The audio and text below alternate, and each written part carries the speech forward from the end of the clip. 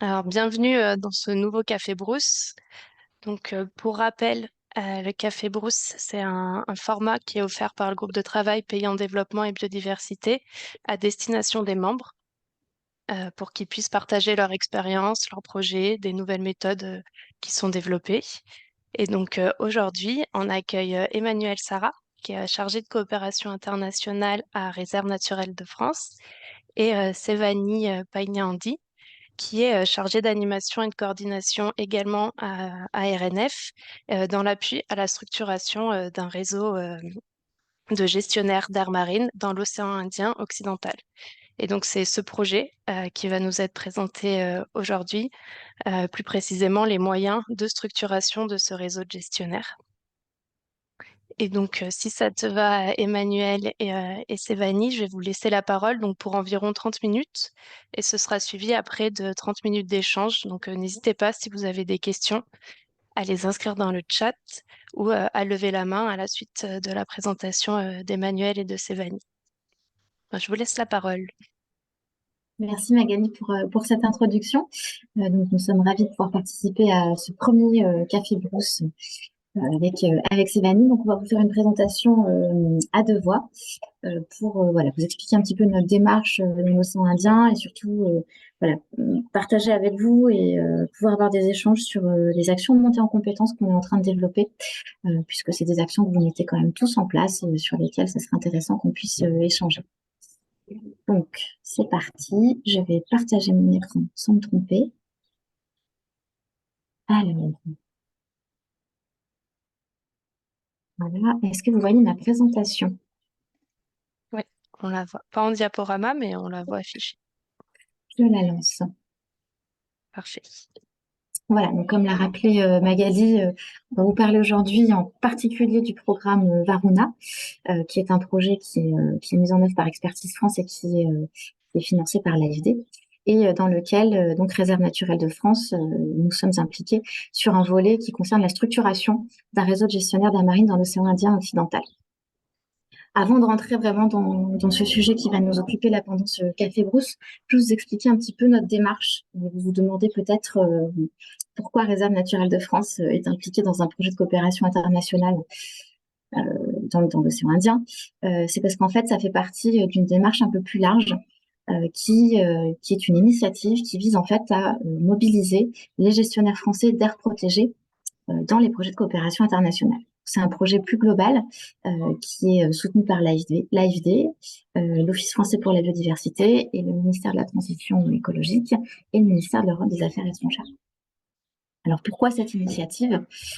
Finalement, les gestionnaires d'aires protégées ont fait un constat, c'est qu'en France, on a différents modèles de protection de notre territoire qui sont très variés, qui s'adaptent au contexte, avec des modalités de gouvernance qui sont adaptées, et surtout cette approche territoriale avec un ancrage territorial qui nous semble assez intéressant.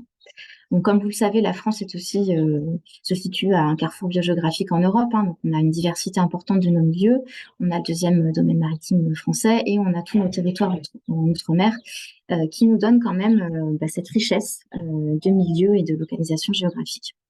Et puis, au sein de chacune de nos aires protégées, on a des gestionnaires finalement qui ont d'importantes compétences, à la fois sur les suivis scientifiques, sur l'adaptation au changement climatique, sur la gouvernance, sur la sensibilisation, l'éducation à l'environnement, qui sont vastes et qui méritent d'être mieux valorisés. Parce que finalement, dans les projets de coopération internationale, les gestionnaires d'aires protégées françaises sont encore trop peu présents. Il existe des coopérations bilatérales entre parcs naturels régionaux, entre parcs nationaux, par exemple, mais peu qui sont de plus grande ampleur et qui mobilisent une expertise un peu plus variée. Et donc, face à ce constat, finalement, les 4 têtes principales du réseau d'aires protégées françaises, qui sont donc les parcs nationaux, les parcs naturels régionaux, les réserves naturelles et les conservatoires d'espaces naturels, ont décidé de s'allier pour vraiment fournir une expertise française au service des partenaires de la coopération internationale. Et l'objectif, c'est donc, au-delà d'apporter une expertise, c'est vraiment qu'on puisse enrichir nos pratiques, nous, en tant que gestionnaires d'aires protégées françaises, grâce à l'expérience d'autres pays, mais aussi au partage entre pairs. Donc, on se focalise vraiment sur des échanges entre pairs, donc des gestionnaires français qui vont partager, échanger avec des gestionnaires d'aires protégées à l'international. Donc, cette initiative, en fait, elle répond à 3 grands enjeux. Le premier, c'est vraiment d'appuyer les engagements de la France pour la biodiversité mondiale en mobilisant l'expertise sur les aires protégées. On est là aussi pour fournir aux acteurs de la coopération internationale un outil de mobilisation rapide de l'expertise française en matière d'aires protégées. Donc, en fait, on arrive à constituer un guichet unique. Et on est là aussi pour les gestionnaires d'aires protégées françaises en les aidant, les accompagnant dans leurs projets de coopération internationale pour qu'ils puissent être plus actifs dans la coopération. Et l'objectif, c'est qu'on facilite l'ingénierie de projet et l'appui administratif pour faciliter leur mobilisation dans des projets de coopération internationale. Donc, nos valeurs ajoutées par rapport à d'autres acteurs qui interviennent aussi sur les aires protégées à l'international, c'est qu'on se positionne donc pour vraiment des échanges entre pairs, donc du partage à double sens, des bénéfices réciproques. La force de nos gestionnaires, c'est qu'ils arrivent avec une connaissance de leur territoire, que souvent, ils sont installés dans les aires protégées depuis très longtemps, donc ils ont aussi l'historique autour de ces aires protégées. On a aussi des espaces protégés en France qui sont habités, donc on arrive à concilier activité, développement économique et préservation de la biodiversité, donc ce qu'on aimerait pouvoir mettre en valeur. Et puis l'idée, c'est qu'on soit réactif et qu'on nous permette de s'impliquer rapidement dans des projets de coopération internationale. On intervient sur trois grands volets. Donc, on fournit de l'assistance technique ou de l'assistance à maîtrise d'ouvrage ou maîtrise d'œuvre. Donc, c'est le cas de projets, par exemple, qu'on accompagne avec l'AFD ou avec Expertise France. Donc, il y a 2 projets au Maroc et puis on va faire des accueils et des visites, des voyages d'études. Et un qu'on organise la semaine prochaine avec Expertise France autour de la connectivité écologique avec une délégation mexicaine. On est impliqué dans des projets de partenariat, donc là, on a la manœuvre sur des volets de projets. C'est le cas de Varuna qu'on va vous présenter. Et on a aussi une mission d'appui aux acteurs pour mobiliser et animer la communauté de gestionnaires coopérants français. Et ça s'inscrit dans une démarche plus large, donc la HAC, la Coalition pour la haute ambition pour la nature et les peuples, où on va jouer un rôle de valorisation de l'expertise française dans le cadre de cette ambition internationale, notamment pour servir l'objectif 30. Donc, cette cellule de coopération, elle est en train de se monter. Donc, on la teste d'abord en interréseau avec les 4 têtes de réseau d'aires protégées françaises. Mais l'objectif, c'est de bien l'ouvrir rapidement à toutes les aires protégées françaises, mais aussi aux acteurs qui sont en appui à ces aires protégées françaises. Donc, je pense particulièrement au Comité français de l'UICN, par exemple, et aussi aux acteurs de la coopération décentralisée. Voilà, j'en dis pas plus. Et on va rentrer dans le vif du sujet avec ce projet dans l'océan Indien, qui nous occupe, qui est Varuna. Donc, pour vous donner quelques informations sur le programme Varuna, mais on a la présence de Blanche Gomez aujourd'hui, qui est la coordinatrice globale du projet et qui pourra répondre à vos questions aussi après notre intervention. Donc, le programme Varuna, c'est vraiment l'objectif, c'est donc de préserver la biodiversité de l'océan Indien. Et pour y arriver, le projet vise à fédérer donc une coalition de partenaires qui peuvent intervenir donc et se mobiliser sur la préservation de la biodiversité dans cette région-là. Donc c'est un projet qui est financé par l'AFD, donc avec un budget de 10 millions d'euros qui dure 4 ans, donc jusqu'à fin 2025. Et c'est un programme multi-pays qui s'intéresse aux îles de l'océan Indien que vous voyez sur cette carte. Donc Madagascar, l'Union des Comores, Maurice, les Seychelles et les territoires français d'outre-mer, donc les Éparses, Mayotte et la Réunion. Donc le cadre logique est assez vaste, mais donc l'objectif c'est bien de contribuer à freiner l'érosion de la biodiversité du sud-ouest de l'océan Indien au bénéfice des habitants de la région, au travers donc de la sensibilisation, du renforcement des capacités, mais aussi en mutualisant l'ensemble des acteurs publics et privés ainsi que la société civile, pour œuvrer ensemble à la protection de la biodiversité. Il y a 3 grands volets. Donc le premier, c'est vraiment la structuration de réseaux d'acteurs régionaux pour renforcer les pratiques en faveur de la biodiversité. Et c'est dans ce cadre-là que nous, Réserve naturelle de France, on s'investit particulièrement avec ce que vous voyez entouré là, donc le renforcement des capacités des gestionnaires d'aires marines protégées à l'échelle régionale. Il y a 2 autres volets qui sont importants, mais Blanche pourra vous en parler bien mieux que moi. Le premier, c'est donc vraiment comment intégrer les enjeux de transition écologique auprès des acteurs économiques et comment est-ce qu'on renforce et qu'on améliore le dialogue entre la science et la société autour des enjeux de gouvernance de la biodiversité qui sont très importants dans la région. Je vais passer la main à Sévanie qui va nous parler plus particulièrement de notre volet du programme. Merci Emmanuel. Bonjour à tous. Donc, je vais peut-être commencer par une petite remise en contexte en fait, des aires marines dans la région de l'océan Indien occidental. Donc, c'est un réseau de plus de 350 aires marines. Donc, quand je dis 350 aires marines, c'est en fait des AMP, donc aires marines protégées avec un statut légal. C'est aussi un réseau de plus de 200 aires marines localement gérées, donc les LMME, qui sont plutôt basées à Madagascar. C'est aussi un réseau d'aires marines volontairement conservées qu'on retrouve principalement à Maurice. Voilà, donc c'est vraiment toutes ces aires qu'on essaye maintenant de se réunir, de se rencontrer et de travailler ensemble. C'est une variété d'acteurs. Donc, on a parmi ces acteurs des institutions publiques, des associations locales et ou communautaires. On a des ONG internationales aussi qui font partie des acteurs impliqués dans la gestion d'une aire marine. Ensuite, des fondations, des groupements d'intérêt public. Voilà, donc c'est vraiment une diversité d'acteurs présents dans le réseau. En termes de contexte socio-économique, vous vous doutez bien que les moyens et les priorités qui sont très différents en fonction du territoire. On n'aura pas les mêmes moyens ni les priorités du gouvernement malgache qui seraient les mêmes que ceux de Seychelles, par exemple. Enfin, voilà. Donc, en gros, on est aussi face à tout ce contexte très divers et bien différent en termes de priorités au sein de la région. Le petit constat qu'on a fait depuis le début du projet, c'est aussi que chacun travaille dans son coin. Ils ont quelques collaborations de temps en temps entre aires marines ou entre pays à l'échelle nationale, mais c'est très souvent chacun dans son coin. Donc ça, c'est un premier constat qu'on a vu, c'est l'isolement. Il y a aussi dans la région, donc la plus grande région donc de l'Ouest océan Indien, un réseau Wayampan qui a été créé. Donc c'est le réseau Supra qui a été créé il y a 2 ans. Qui est en cours de structuration. Donc, on a identifié tous ces paramètres. Et du coup, la suite. Merci.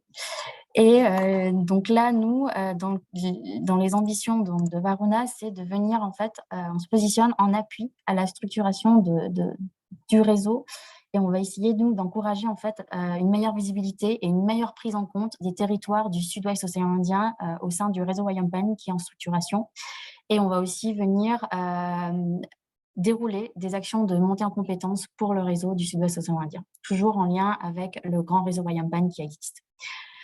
Qu'est-ce qu'on attend comme résultat de cet appui? Ce serait en fait que les capacités des gestionnaires et acteurs d'aires marines soient renforcées, qu'on ait des aires marines plus efficaces dans leur gestion et avec une amélioration de la préservation de la biodiversité, et qu'on ait aussi surtout en fait un réseau fonctionnel, structuré et aussi reconnu dans la région, pas que dans la région, mais aussi au-delà, parce qu'on va aussi encourager la participation des acteurs et des gestionnaires aux rencontres internationales. Voilà. Donc, les outils qu'on a identifiés pour venir en appui à ce réseau sont principalement du compagnonnage. Donc, on va aider le déplacement d'agents d'aire marine d'une aire marine à l'autre pour tout ce qui est compagnonnage. On va aussi mettre en place du mentorat. En fait, le mentorat, c'est plus dans un long terme où il y aura une personne qui détiendrait une expertise au sein d'une aire marine qui pourra accompagner et avoir un suivi à long terme avec une autre personne qui souhaiterait acquérir des compétences et des connaissances. On mettra en place des formations, des échanges entre pairs, des ateliers techniques, des journées d'échange. On a aussi une enveloppe dédiée à tout ce qui sont des actions d'intérêt collectif. Donc, par exemple, si une aire marine voudrait mettre en place, tester un dispositif ou un protocole au sein de son AMP, voilà, on aura aussi ce coup de pouce qu'on mettra en place pendant les 3 prochaines années.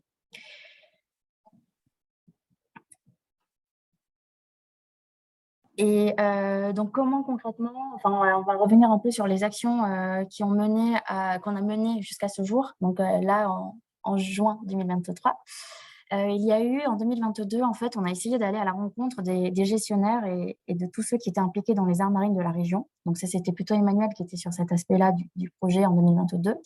On a essayé de rencontrer les acteurs donc, de Madagascar, on a essayé, elle a rencontré, de Maurice, de Comores, de Mayotte, de Réunion et je pense que j'ai tout cité. Et on a eu des ateliers de travail où on a essayé de lister leurs besoins. Tu peux... On a essayé de lister, vraiment de mieux connaître en fait le réseau surtout, de lister leurs besoins, d'aller à l'écoute de leurs besoins en termes de renforcement de capacité, d'identifier aussi l'expertise qui est disponible au sein de ces aires marines, parce qu'en fait, il faut savoir que les gestionnaires ont du mal à se rendre compte de leur expertise. On est souvent prêt, enfin, on a remarqué qu'ils sont souvent prêts à dire on a besoin, on aimerait bien développer, on a besoin de telles compétences. Après, se rendre compte de ses propres capacités, de sa propre expertise, et c'est plus compliqué. Donc ça, c'est quand même des constats qu'on a fait lors des missions de préfiguration.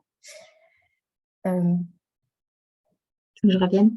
Donc voilà, donc là, c'est des petites photos d'échanges qu'on a eu à Madagascar, en fait, avec, là, on voit un peu les différents acteurs. On a par exemple Madagascar National Parks, donc institution publique. On a le WCS, donc, qui est une ONG internationale impliquée dans la gestion d'une aire marine aussi.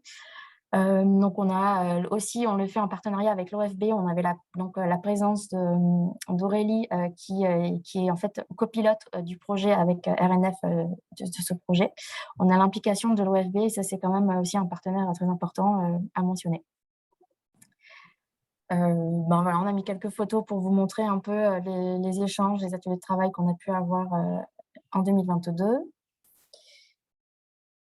Et en 2023, donc toutes les actions qui ont été menées pendant la préfiguration en 2022, ça a permis en fait d'organiser une action phare en mars 2023, où là en fait on a essayé de synthétiser tout le travail, toutes les données collectées pour venir en fait rassembler tous les gestionnaires rencontrés chacun de leur côté. Là on a essayé de les rassembler, on a essayé de valider tous les besoins qui ont été remontés et aussi rajouter d'autres besoins que certains n'ont pas pu exprimer pendant les rencontres en 2022. Et il y a eu un gros travail aussi de lien avec les autres initiatives qui ont lieu en même temps dans la région, notamment donc, le projet RECOS, donc sur la résilience côtière, qui est porté par la Commission de l'océan Indien et qui a un peu le même pas de temps que nous, donc qui se termine en 2026. On a aussi organisé cet événement avec le Wayampan. Donc, comme je vous ai dit plus tôt, ils sont en structuration. Donc là, c'était aussi l'occasion pour le Wayampan d'aller vers les gestionnaires, de se faire connaître un peu plus, d'avoir aussi un peu plus de visibilité et de clarté sur le rôle des référents dans chaque pays. Donc, c'était aussi un tremplin pour eux de consolider tout ce qu'ils sont en train de mettre en place. Donc, ces journées d'échange ont été organisées donc, avec ces 3 initiatives, avec un but aussi principal qui était d'élaborer une feuille de route commune et régionale afin d'être complémentaires dans nos actions pour ne pas faire des doublons dans les prochaines années et aussi identifier des actions concrètes, comment on peut venir en appui de ce grand réseau Wayampan. Voilà. Donc, les journées techniques, j'irai un peu plus dans les détails, comme ça vous aurez vraiment une idée de tout ce qui a été, de tout ce qui ressort en fait de ces journées qui étaient assez riches. Donc en gros, on a eu 2 journées d'échange pendant ce séjour, cette rencontre, et on a aussi eu 2 journées de formation des gestionnaires. Donc on a profité de la présence des gestionnaires sur place pour pouvoir aussi proposer une formation qui était en fait l'évaluation de la gestion, l'efficacité de gestion des aires marines. Et donc voilà, donc l'idée c'est aussi quand on organise un événement d'optimiser le déplacement et la présence des gestionnaires pour pouvoir proposer le plus de choses.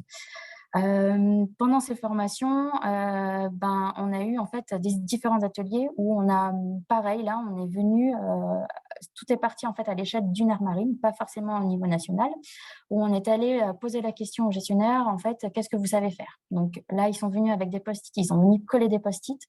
Grâce à leurs post-it, on a pu identifier l'expertise qui est disponible dans la région. Parce qu'en fait, ce que je sais faire, c'est ce que je peux mettre en pratique, ce que je peux aussi aider dans l'accompagnement d'une autre aire marine. On a aussi fait des ateliers où on a essayé de repérer un peu tout ce qu'ils aimeraient améliorer, tout ce qu'ils aimeraient développer ou voilà, les désirs de formation en fait en lien avec leur aire marine. Donc ces post-it qu'on a récupérés à la fin, donc tout un travail de classement et d'organisation, ça a permis de faire ressortir en fait des grandes actions pour les besoins des gestionnaires. Et vous avez en fait là, la dernière image, on a un baobab où on a des gens qui viennent passer les post-it. On avait eu en fait une priorisation des actions parce qu'en fait, en gros, il y a des besoins, on ne pourra pas venir répondre à tous les besoins, Varuna, mais l'idée, c'est en fait de prioriser les actions, voir qu'est-ce qu'on mettrait en place en premier et aussi avoir une temporalité, qu'est-ce qui est le plus urgent pour les gestionnaires, qu'est-ce qui est le moins urgent et après, qu'est-ce qu'on ferait aussi voilà, plus tard. Donc voilà, on a priorisé un peu tout ça. À la fin, on a sur notre baobab en fait un début de feuille de route commune et maintenant, on a eu, grâce à tous ces post-it et toute la participation des gestionnaires, maintenant, on est sûr qu'on répond en fait à un réel besoin exprimé par eux. Voilà.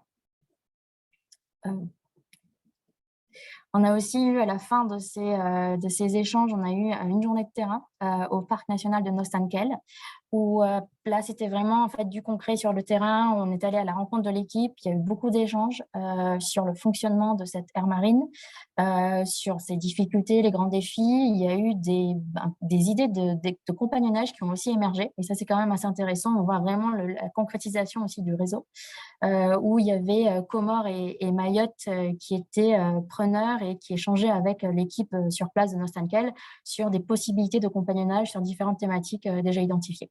Voilà. Petite photo de groupe, donc pour vous montrer aussi qu'on avait une bonne cohésion et une bonne ambiance. C'est des gens qui se connaissaient un peu au début ou qui ne se connaissaient pas du tout. Donc là, on a vraiment aussi créé du lien. Donc ça, c'est quand même aussi des points très positifs et ça fait du bien de savoir en fait que tout le travail derrière, ça consolide le lien entre des gestionnaires d'aire marine d'une même région.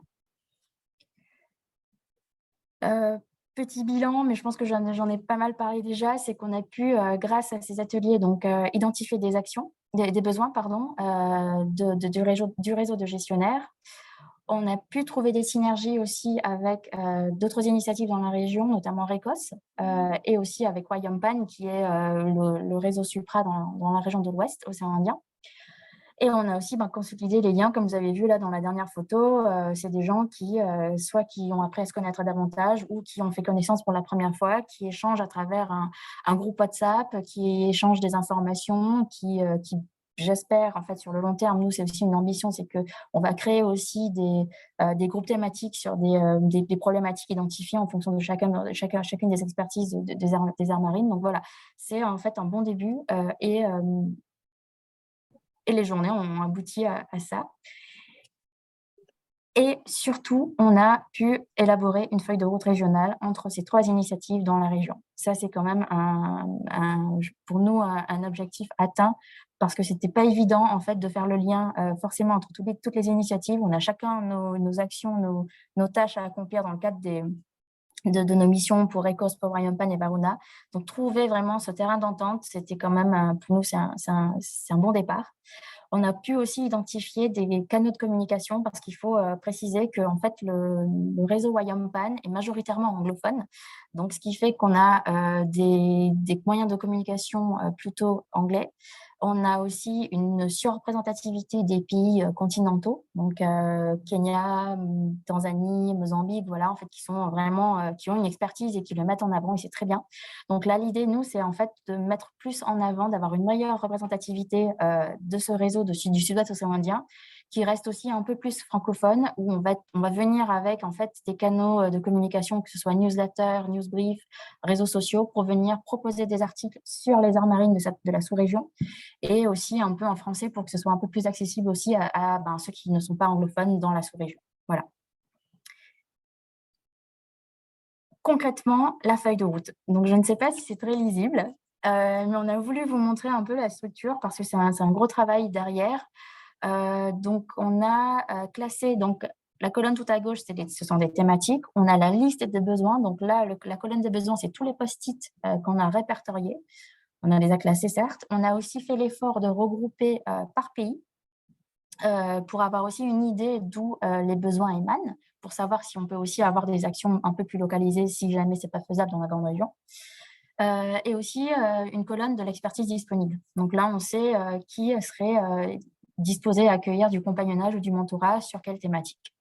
On a une colonne d'outils de mise en œuvre parce que pour nous, c'était important aussi lors des ateliers, on a vraiment présenté les outils qu'on mettrait en place, on a défini les outils, on s'est assuré avec soit des mimes ou des Pictionary, on s'est assuré que les gestionnaires parlaient le même langage que nous pour les outils. Donc, s'ils savent ce que c'est qu'un compagnonnage et si on a la même définition, nous et eux, pour que les gens puissent vraiment s'approprier de ces outils.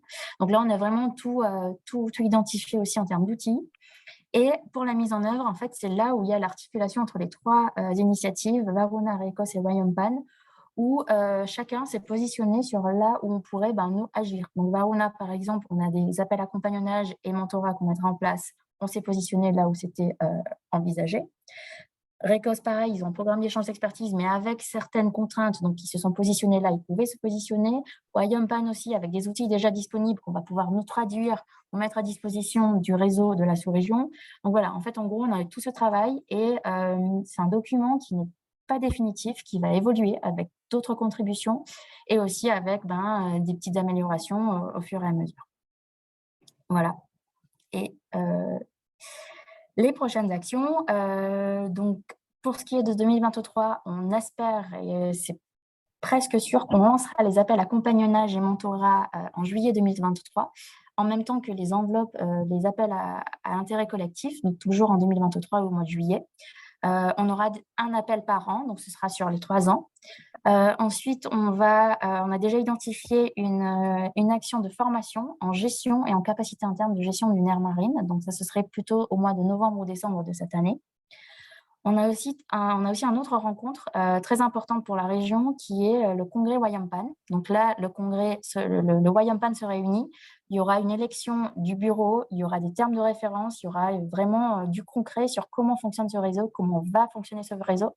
Et les ambitions aussi seront bien affichées. Donc là, c'est vraiment une rencontre importante aussi pour la région et pour les acteurs des aires marines de la région.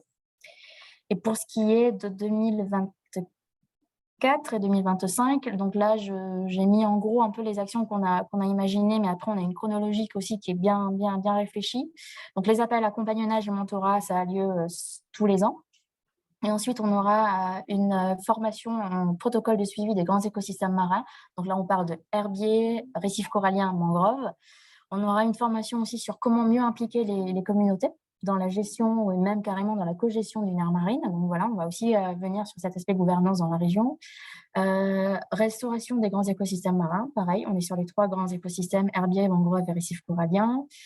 Les gestionnaires ont exprimé un besoin, et ça vraiment à court terme, d'avoir en fait plus d'informations et de formation aussi sur les activités génératrices de revenus pour financer les AMP.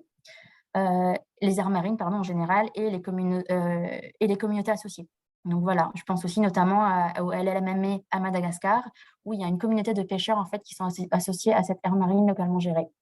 En 2025, on aura des ateliers techniques sur la délimitation des aires marines, comment communiquer avec les élus. Pareil, c'était un besoin qui a été remonté par une majorité des aires marines présentes pendant ces journées-là.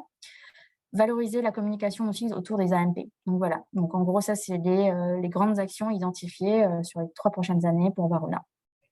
Si vous voulez plus d'informations sur tous les livrables de ces journées d'échange, on a mis le lien là, juste en dessous du diaporama, pour aller voir, tous les comptes rendus. On a une petite galerie photo aussi, si vous voulez voir un peu les photos, ça donne aussi une bonne idée de la cohésion qu'il y avait. On a aussi pas mal de ressources mises à disposition. Et je repasse la parole à Emmanuel pour les enseignements et le bilan qu'on a un peu tiré, nous, depuis le début de ce projet. Merci Stéphanie. Oui, pour partir avec une petite synthèse un petit peu de tout ce qu'on a tiré pendant cette première année de mise en œuvre, qui est assez courte finalement. Déjà que ça prend du temps en fait, mais un temps nécessaire vraiment pour identifier quels sont les besoins des gestionnaires. Donc en arrivant là sur ce territoire, il fallait bien prendre le temps de comprendre le contexte, le fonctionnement complexe de la région en termes d'air marine, et de pouvoir cibler bien clairement avec eux quels étaient leurs besoins. Ce qui nous a paru vraiment important, c'est que les rencontres en présentiel, elles sont vraiment nécessaires. C'est vraiment clé pour faire émerger un réseau. Alors certes, le distanciel est pratique aussi, mais quand les gens se connaissent, et en fait là, comme la plupart ne se connaissaient pas, même au sein d'un même pays, finalement, ils ont pu se rencontrer grâce aux échanges qu'on a organisés. Voilà, le présentiel reste clé pour qu'on puisse se rencontrer, d'où l'importance que les projets puissent permettre le financement de voyages pour créer cette cohésion. Sévanie l'a évoqué aussi pendant la présentation, mais on a beaucoup travaillé avec les gestionnaires pour parler le même langage en fait en termes de montée en compétences. Donc on a bien travaillé avec eux sur des définitions d'outils pour être sûr qu'on parle de la même chose, et aussi leur faire comprendre pourquoi certains outils de montée en compétences pourront répondre à certains besoins et certains seront moins adaptés. Donc voilà, dans quel cas le compagnonnage est plutôt indiqué, dans quel cas on peut vraiment parler de formation, et dans quel autre cas, finalement, ce sont juste des échanges techniques qui sont envisageables à ce stade. On l'a dit aussi, comment est-ce qu'on leur donne confiance en fait à nos gestionnaires qui sont isolés, qui ne se rendent pas forcément compte qu'en fait ils ont plein de compétences, plein d'expertises qui pourraient être utiles pour leurs voisins. Donc il y a aussi un travail d'accompagnement pour qu'ils puissent mieux valoriser l'expertise qu'ils détiennent. Ce travail de synergie avec les autres projets dans la région, donc effectivement, l'océan Indien est une zone prioritaire en termes de biodiversité. Donc il y a beaucoup de projets qui voient le jour. Et nous, on a été confrontés à des gestionnaires qui n'y voyaient pas forcément très clair sur qui faisait quoi, qui finançait quoi. Et donc, voilà, on a fait un gros travail d'articulation, de mise en synergie pour leur permettre d'y voir clair. Et je pense qu'on a réussi. Mais ça demande vraiment un effort particulier et assez dense pour se comprendre entre projets et arriver à apporter quelque chose de commun en fait à l'échelle de la région.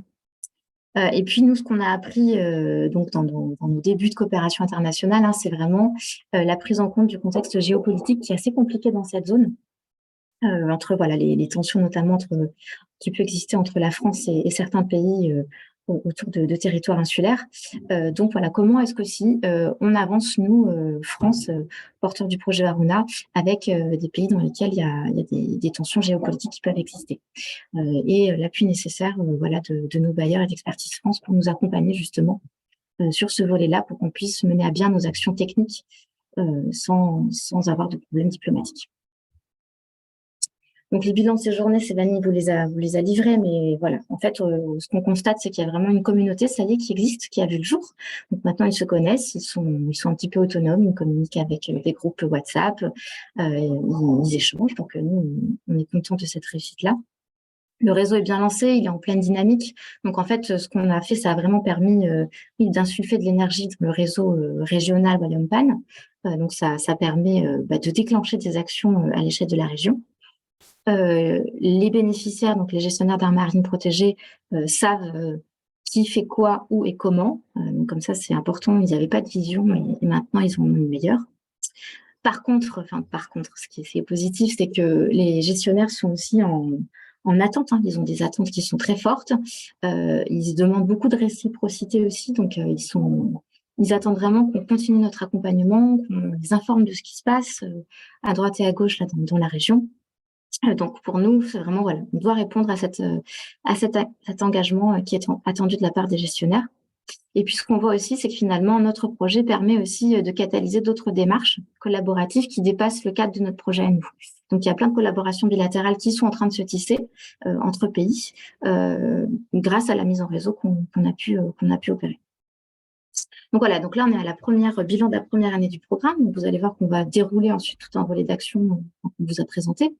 La question qui se pose, c'est comment est-ce que concrètement, on va évaluer toutes ces actions de montée en compétences et de mise en réseau, quels impacts réels ils vont avoir sur les pratiques des gestionnaires, sur leur comportement, voilà, parce qu'on est quand même dans des optiques de changement transformatif, et au final sur la biodiversité. Donc même si on a un accompagnement par Expertise France sur notre cadre de suivi-évaluation, c'est des choses vraiment qu'il faut qu'on améliore pour qu'on puisse tirer le bilan et savoir comment est-ce qu'on améliore nos actions de montée en compétences pour qu'elles aient un impact sur la biodiversité. Voilà, et en guise de petite conclusion, on va vous passer un petit témoignage d'un gestionnaire d'aires marines protégées à Mayotte. Bonjour à toutes et à tous, bienvenue sur l'île Ombouzy, la réserve naturelle nationale de l'île Ombouzy à Mayotte, dont je suis le conservateur. Et aujourd'hui, je tenais à vous faire un retour sur le programme Varuna. Ça fait 2 ans que c'est lancé et nous, on a pu rapidement être inclus par l'organisme gestionnaire de la réserve, qui est l'Inde naturaliste de Mayotte, qui tiennent une revue scientifique et de vulgarisation scientifique régionale.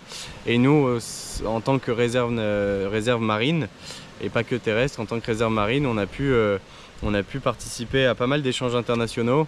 Nous, en tant que réserve, c'est vrai on se sent assez facilement isolé, géographiquement de la métropole et aussi isolé géopolitiquement au sein même de notre région. Et c'est vrai que le programme Varuna a permis de créer des routes très faciles d'accès qu'on a pu emprunter pour aller échanger avec Madagascar très récemment lors d'un échange autour de méthodes d'évaluation de la gestion des réserves, enfin des espaces naturels et marins surtout protégés. On a pu échanger avec les Comores de près. On a actuellement une équipe en ce moment qui est en train de travailler sur le dugong là-bas. Donc on est très content de tout ce qui se profile et surtout tous ces échanges nous permettent de nous projeter dans le futur avec ces différentes aires protégées de la région, pas seulement du coin. Et aussi très important, la présence de réserves naturelles de France dans notre région. Ça nous a bien aidé à faire des liens entre la réserve marine de la Réunion, la réserve de l'étang de Saint-Paul, qui sont des réserves avec lesquelles on a un tas de problématiques en commun. Mais au final, tout le long de l'année, on n'a pas forcément pris le temps d'échanger. Et c'est vrai qu'on on a pu se voir à plusieurs reprises au Wayomsa, en Afrique du Sud. Voilà. Donc petit retour là-dessus, nous on est contents et on a envie de pouvoir continuer à échanger entre les différentes entités d'une même région. Voilà. Merci beaucoup. Et je vous fais un petit tour de l'îlot.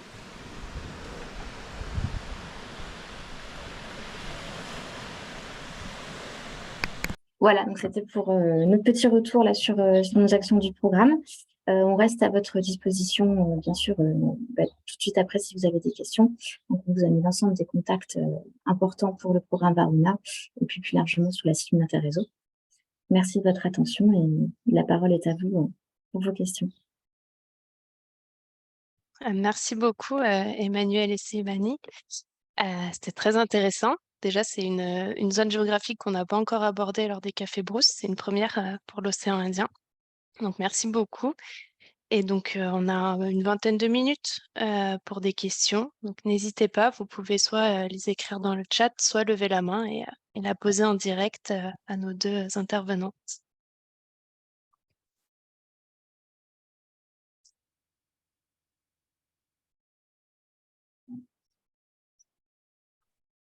Je vais peut-être me lancer, puis ça va peut-être ouvrir le tour de table. Merci beaucoup pour cette présentation complète, effectivement très, très riche, et on voit qu'il y a déjà beaucoup de choses qui ont été faites. Moi, j'avais une question tu as abordé, Emmanuel, un point sur la mesure de la montée en compétences des gestionnaires. Et je voulais savoir si à ce stade, vous aviez déjà identifié des outils, des méthodos, des indicateurs sur ces questions de montée en compétences. Bah, comme vous le savez, nous, c'est quelque chose évidemment qui nous tient à cœur aussi avec notre programme PPI. On essaye à chaque fois de mesurer ces questions de montée en compétences. Et voilà, je voulais savoir si à votre niveau, vous aviez déjà des choses sur lesquelles vous aviez réfléchi, des outils, méthodos, ou si c'est à construire. Un petit peu les deux. Alors, on a des outils de base qu'on déploie notamment pour évaluer nos formations. Donc, à la fin des formations, on arrive quand même à voir s'il y a eu de l'acquisition de connaissances ou de compétences. Donc, ça, c'est une évaluation qu'on fait juste à la fin de la formation, pour voir ce qu'ils ont retenu de la formation, et qui nécessite un accompagnement, c'est-à-dire il faut revenir vers les gestionnaires 6 mois, 1 an après, pour essayer de voir concrètement s'ils ont pu mettre en place, utiliser ces compétences dans leur métier. Donc ça, c'est quelque chose qu'on va proposer là dans le cadre de Varuna. Et après, on a des méthodes d'évaluation, mais qui sont finalement plutôt comme vous le faites tous, des questionnaires d'évaluation à la fin des événements, pour savoir est-ce qu'ils sont contents, est-ce qu'ils sont satisfaits, est-ce qu'ils ont l'impression finalement d'avoir acquis quelque chose. Et donc ça, c'est utile pour la satisfaction générale, mais il faut qu'on aille plus loin pour vraiment axer sur les compétences. Et à ce stade, voilà, nous, on aimerait bien développer plus d'outils pour voir déjà, effectivement, si les compétences sont bien acquises, réellement, pouvoir évaluer le déploiement de ces compétences sur le terrain et dans leur métier. Et après, sur la biodiversité, quoi. Donc, le lien n'est pas évident à faire, en fait, entre la formation que tu donnes pour, par exemple, mieux évaluer la gestion de ta réserve, de ton aire marine. Bah, concrètement, est-ce que la biodiversité va mieux ou pas? Est-ce que c'est grâce à toutes les compétences qu'on est gestionnaires, est-ce qu'ils font mieux les choses sur leur aire marine? Ou est-ce que c'est d'autres facteurs indépendants de la gestion? Donc, c'est hyper complexe, en fait. Et sur ce volet-là, on a tout à construire. Ben, merci. Juste pour information, du coup, par rapport à ces questions de montée en compétences, nous, on a utilisé au PPI pendant longtemps un outil du CEPF qui s'appelle le CSTT, le Civil Society Tracking Tool. Et on est en train de développer notre propre outil au PPI sur le volet de renforcement de capacité qui s'inspire de ce CSTT, mais qui était un petit peu imparfait et qu'on a essayé d'améliorer par rapport au profil des organisations qu'on accompagne en Afrique. Donc, si ça vous intéresse, on pourra éventuellement vous partager l'outil quand il sera disponible, parce qu'il est en cours d'élaboration, mais normalement, d'ici la fin de l'année, on aura quelque chose qui sera diffusable. Et donc, voilà, avec plaisir pour échanger aussi sur ces sujets-là avec vous et aussi sur l'impact, évidemment, des projets, du renforcement de capacité sur la biodive, qui est vraiment clé, parce qu'au final, c'est ce qu'on veut, mais effectivement, c'est toujours très, très complexe à mesurer. Avec plaisir, on pourrait échanger sur ces sujets-là. Merci. Merci Nicolas. Est-ce qu'il y a d'autres questions?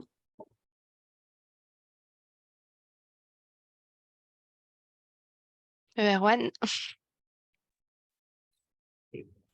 Bonjour Emmanuel, bonjour Sévanie, et merci beaucoup pour votre présentation. C'était très, très motivant et très inspirant sur tout ce que vous avez fait, notamment être capable de s'articuler avec les autres initiatives dans la région et puis faire un premier état des lieux. Et du coup, j'avais plusieurs questions. Mais je ne veux pas non plus trop monopoliser la parole et laisser la place un peu aux autres. Et en fait, pour poursuivre un peu sur ce que disait Nicolas, alors je ne sais pas du tout quelles sont les dynamiques des gestionnaires dans cette zone-là, mais je sais que dans mon expérience professionnelle, on avait eu des interrogations sur la formation des gestionnaires ou dans des endroits où il peut y avoir beaucoup de rotation au niveau soit des aires protégées, mais aussi au niveau des agences de l'État ou des ministères en charge des aires protégées. Est-ce que vous êtes confronté à ce phénomène de rotation et de question de comment pérenniser finalement la compétence une fois qu'elle est acquise? Parce que c'est pas parce qu'une personne est acquise que ça, elle peut bouger dans le temps. Je voulais savoir s'il y avait ce point-là. Et puis après, une question, là c'est un peu plus pour ma chapelle et le programme Air Protégé et Communauté français. Il y a la liste verte aussi qui est en train de s'implanter à Madagascar. Et je voulais savoir si vous avez eu des discussions avec l'UICN international dessus, s'il y a des articulations. Enfin bref, voilà comment où vous en êtes avec la liste verte, si vous en êtes quelque part.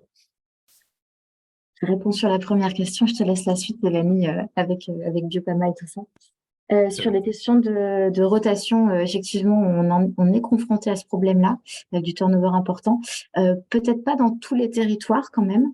Alors, c'est plus vrai à Mayotte. Mayotte, on a un gros problème de turnover, où les gens ne restent pas. Et effectivement, la question se pose de comment est-ce que tu fais en sorte que les compétences restent sur place.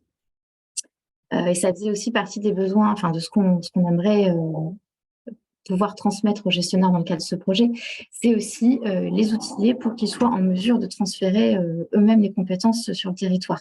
C'est-à-dire que voilà, une fois qu'eux partent, ils ont pu transmettre à leurs équipes ou à d'autres acteurs du territoire leurs compétences. Et pareil, quand Varuna n'est plus là ou est moins là, qu'ils puissent continuer à se former. Donc par exemple, les former à devenir formateurs sur différentes techniques, ça fait partie aussi des choses qu'on devrait développer et qui peuvent remédier à ce problème de turnover et comment est-ce qu'on garde la compétence sur le territoire. Sévanie, je te laisse la suite. Merci Emmanuel. Oui, alors on était en contact aussi avec donc l'IUCN international sur la liste verte. Ce qui est ressorti de notre réunion, c'est qu'en effet, il y a une démarche de Madagascar pour voilà, identifier les zones qui pourraient s'inscrire sur la liste verte et avoir aussi une campagne d'information. On a prévu de mémoire à Emmanuel, mais tu compléteras si jamais. On avait convenu en fait qu'on ferait un webinaire très bientôt sur plutôt une campagne d'information sur la liste verte, les démarches, parce que ça peut être aussi comme effet de levier pour aussi trouver des financements pour une aire protégée. Donc l'idée, c'est qu'on mettra en place un webinaire à l'attention des gestionnaires ou même d'aires marines en sens large, pas que des AMP, donc de la région, pour qu'ils aient en fait l'information. Et après, derrière, peut-être avoir aussi identifié d'autres actions plus concrètes, peut-être en accompagnement aussi. Donc voilà, toujours en lien avec le comité français aussi de l'IUCN, pour éventuellement avoir d'autres actions concrètes des aires marines qui seraient intéressées à continuer. En fait, pour compléter, il y a de gros décalages en termes de besoins sur les aires protégées, les aires marines dans la région. Donc, le processus liste verte, en fait, va surtout intéresser des aires marines qui sont déjà bien implantées, qui ont déjà des modalités pour évaluer leur gestion, voilà, qui en sont à ce stade, si tu veux, de valorisation et on va plus loin, on va vers ce label d'excellence qui est la liste verte. Mais sinon, les autres, ils en sont juste parfois à se poser la question de comment est-ce que je délimite mon aire marine. Donc, il faut arriver à les emmener progressivement vers la liste verte. Et quand on a fait notre évaluation des besoins, c'est vrai que la liste verte, je pense, n'est pas assez bien connue. Donc, d'où l'intérêt, d'où notre appétence pour faire ce webinaire pour déjà qu'ils connaissent cet outil. Et leur montrer que être liste verte, ça a plein de valeurs ajoutées que vous connaissez bien. Pour qu'on les encourage et que voilà, qu'ils voient pas ça comme une contrainte, mais vraiment comme le moyen de monter en compétence, de montrer la valeur ajoutée de l'aire marine sur leur territoire et d'avoir du coup plus de soutien en fait au niveau local pour porter cette aire. Mais c'est vrai que pour l'instant, nous on l'a vraiment pas identifié d'une manière globale, hein. Pour toute la région océan Indien, c'est pas ressorti comme étant une de leurs priorités. Merci Sévanie, merci. Merci. Donc, est-ce qu'il y a d'autres questions? N'hésitez pas à lever la main pour que je puisse les voir. J'en profite pour vous dire qu'il y a un article un peu plus détaillé sur les journées d'échanges techniques qui ont eu lieu en mars, qui va sortir dans la newsletter Biodiversité et Développement, et il y aura un lien vers les livrables que mentionnait Sévanie. Donc, je ne sais pas s'il y a d'autres questions. Erwan, si tu en avais d'autres, n'hésite pas Oui, moi j'ai toujours plein de à les questions. poser. Hein. J'avais une petite question aussi sur la mobilisation des experts français dans le cadre de cette région.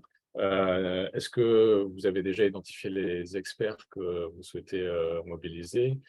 Comment vous communiquez avec eux? Comment c'est reçu? Enfin, franchement, je trouve ça super intéressant. Ça m'intéresse énormément de savoir comment ça fonctionne.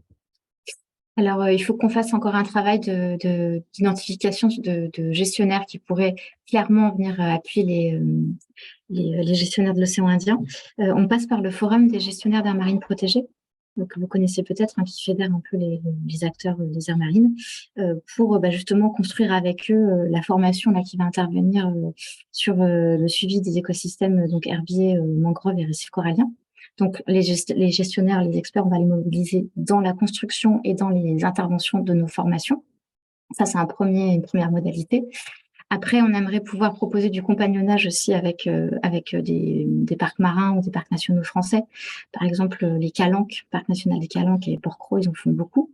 Donc, ça pourrait porter là sur la question de délimitation des aires, sensibilisation, gestion de la fréquentation aussi. Ça serait intéressant de les mobiliser là-dessus. Et puis, voilà, ça reste encore à définir en fonction des besoins qui vont ressortir, notamment dans les appels à compagnonnage et à mentorat là qu'on va ouvrir. Après, voilà, nous, on aimerait quand même... en fait, on s'est rendu compte en faisant notre état des lieux qu'il y avait quand même beaucoup d'expertise au niveau régional. Donc, l'idée, c'est toujours dans cette optique de garder les compétences sur le territoire, qu'on fasse en sorte qu'on mobilise quand même un maximum d'experts régionaux et que les gestionnaires français puissent arriver avec voilà, une plus-value et un vernis supplémentaire. Mais c'est vrai que voilà, l'apport des gestionnaires français restera quand même ponctuel dans ce processus de renforcement et partage, transfert de capacité au niveau de l'océan Indien. Et est-ce que tout ce travail de montée en compétences, notamment grâce aux experts de la région, est-ce que vous le partagez aussi avec les experts français pour qu'ils puissent apprendre et puis enfin s'inspirer de ce qui est fait sur la région? Oui, on l'a pas abordé, mais il y aura tout un travail de capitalisation en fait, hein. À chaque fois qu'on va faire des retours d'expérience du compagnonnage et des formations, on fera des retours d'expérience. Donc, il y aura des fiches qui seront mises à disposition pour qu'on puisse montrer et être force de proposition. C'est aussi l'objet de nos interventions quand on va dans des colloques à l'international. Donc, Sévanie a pu assister au colloque Impact 5 à Vancouver en début d'année. On a participé à d'autres colloques au niveau régional, voilà, pour vraiment montrer et partager les actions qui sont mises en place, comment et est-ce qu'elles ont porté leurs fruits ou pas. Je peux aussi rajouter, Emmanuel, peut-être qu'on prévoit éventuellement, si c'est possible, de participer aussi au congrès annuel du Rock Forum français des AMP qui aura lieu à l'automne cette année, où ils étaient, donc je pense qu'ils sont toujours en cours, hein, ils ont une problématique pêche qu'ils aimeraient bien aborder. Et là, les LMMA, tout ce qui se fait à Madagascar autour des LMMA serait intéressant aussi de présenter. Donc ce serait aussi du coup dans ce sens-là aussi qu'on est en lien avec les experts français. Eh ben, merci beaucoup à toutes les deux pour vos réponses. Merci pour tes questions, Erwan. Merci. Donc, on va prendre les dernières questions. Frédéric.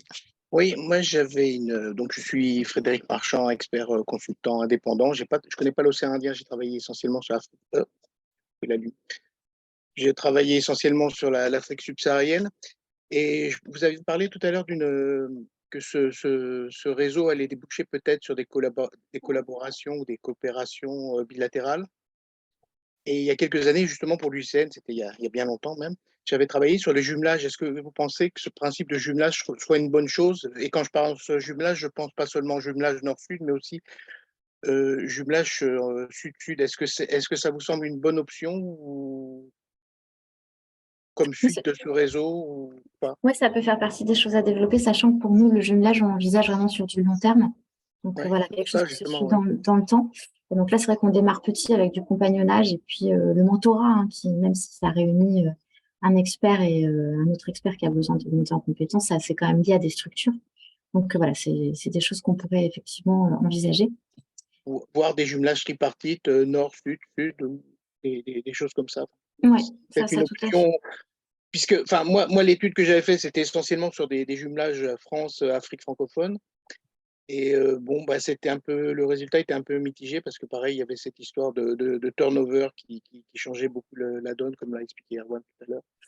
Ouais, et Et puis il y a une question de disponibilité aussi. Enfin, en fait, voilà aussi. les structures, les parcs nationaux, etc., ou les gestionnaires d'aires protégées françaises, la coopération, c'est pas leur métier principal, en fait. Donc, du coup, ça reste une petite partie voilà, de leurs travaux. Mais pour autant, il y en a qui sont quand même très intéressés et qui ont envie. Et je trouve que ça devient de plus en plus un besoin qui réapparaît dans le contexte international dans lequel on se trouve. Donc, c'est sûr qu'il y aura des établissements qui seront intéressés, mais c'est des choses qui se construisent progressivement. Donc, effectivement, là, Varuna, ça va nous permettre de démarrer petit, faire du compagnonnage, des premiers liens. Et puis, s'il y a vraiment plus d'affinité entre deux structures, ça pourrait se transformer en jumelage. Et tu me complètes, Sévanie, mais peut-être pour échanger, faire des échanges sud-sud, mais en dehors de la région, il y a le prochain colloque Impact qui va être organisé en Afrique de l'Ouest. Mais je te laisse la main, Sévanie, sur ce volet-là. Tu connais mieux. Ah oui, juste préciser, oui, le Impact 6 aura lieu en 2026 ou 2027 à définir encore au Sénégal, et ce sera le réseau Rampao, en fait, qui est en fait le réseau des aires marines donc de l'Ouest Afrique, qui sera, j'ai dit Ouest, oui c'est Ouest, pardon, qui sera en fait porteur de l'organisation de cet événement. Donc voilà, et nous on aimerait bien aussi venir et créer du lien aussi entre Wayampan et le réseau Rampao, et aussi des actions de Varuna en fait sur les prochaines années pour aussi renforcer cette visibilité Afrique dans toute sa globalité. Je ne sais pas si c'était ce que tu voulais comme précision ou… C'était pour dire que ça va être l'opportunité pour nous aussi d'aller plus loin et de sortir de la région avec des jumelages, pourquoi pas, entre différentes régions d'Afrique et l'océan Indien.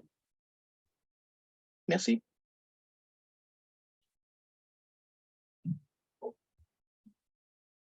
Merci beaucoup. Je ne sais pas s'il y a des dernières questions. Moi, je vais juste reprendre Voilà. avant de terminer, juste pour une question par rapport à la dynamique partenariale de Varuna.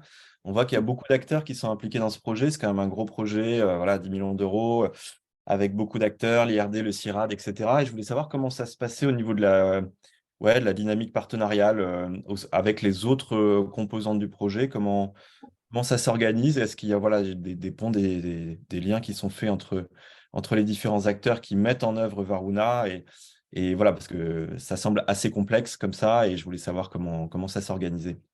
Blanche va pouvoir nous donner des éléments de réponse à l'échelle projet, mais juste pour te dire, nous, RNF, en tant que sur cette petite partie-là, déjà, Sévanie est installée dans l'océan Indien. Et là, tu la vois, elle est dans les locaux du CIRAD à La Réunion. Le CIRAD est aussi partenaire du projet, donc ça fait des liens. Et on travaille pas mal avec les naturalistes de Mayotte également, qui sont porteurs d'un volet du projet, donc sur la revue de vulgarisation scientifique. On a des liens aussi avec l'IRD. Et puis après, le projet met en œuvre une animation multipartenariale pour qu'on puisse régulièrement échanger sur nos actions, ce qu'on fait et comment est-ce qu'on interagit, parce qu'en fait, il y a beaucoup de choses qui sont en commun et sur lesquelles on peut travailler ensemble. Mais Blanche, qui est là, je te laisse répondre sur de manière plus globale, hein, comment tu gères cette multiplicité de partenaires au quotidien. Je confirme, c'est complexe.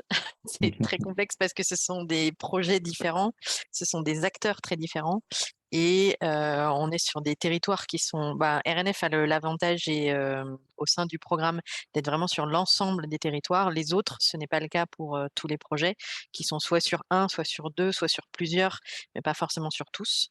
Donc voilà. Après, moi, mon travail et le travail de l'équipe que je gère, c'est justement d'assurer cette coordination et de faire en sorte que ce que j'entends de la part d'un des projets, je sois capable de faire le lien aussi en disant « Ah, est-ce que vous avez pensé à en parler à RNF, etc. » Et d'avoir ce fil rouge justement sur l'ensemble des projets. Mais je confirme que ce n'est pas simple sur un gros projet comme celui-là. Merci. Voilà, après, nous, on se sent quand même bien informés de tout ce que font les partenaires. Il y a quand même des comités réguliers. Il va y avoir des journées partenaires aussi pour qu'on puisse tous se rencontrer. Et puis, en fait, souvent, quand on a des missions, on essaye d'aller voir aussi les partenaires du projet. Donc, voilà, le lien se crée. Et comme l'objectif final, c'est quand même la préservation de la biodiversité, on se retrouve tous pour échanger sur ce qu'on fait pour y arriver. Et si je peux aller juste un tout petit peu plus loin sur justement ce côté écosystème Varuna, c'est un des gros enjeux justement d'assurer cette synergie et cette transversalité entre les projets pour certains acteurs qui ne se connaissaient pas forcément avant. Et donc là, en septembre, ce que disait Emmanuel, c'est qu'on va avoir un atelier, on va réunir tout le monde et on va prendre une demi-journée justement pour poser sur papier vraiment tous les acteurs pour voir quels sont les acteurs que les uns qui sont en contact avec les uns et les autres, sur quel sujet, quelles sont les synergies entre les projets, entre les territoires, entre les acteurs et essayer justement de faire une cartographie de tout ça pour faciliter les choses. D'accord. Et ce type de rencontre, quand vous les organisez, ça se passe où concrètement? Vous arrivez à Alors là, ça sera la première et on va l'organiser à Madagascar si tout va bien. Donc voilà. Et après, quand on en fera une prochaine, on essaiera de changer de territoire justement. D'accord.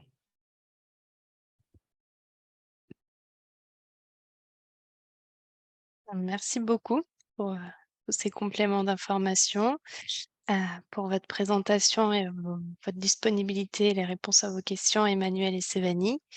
Il est temps de conclure. Donc, merci à tous les participants et du coup, ça a été enregistré. On proposera un replay sur la chaîne YouTube du Comité français. Merci Merci beaucoup. et bon appétit à tout le monde du coup. Merci. Merci. Merci. Merci beaucoup. Merci, au Merci revoir. à Bon tous. appétit.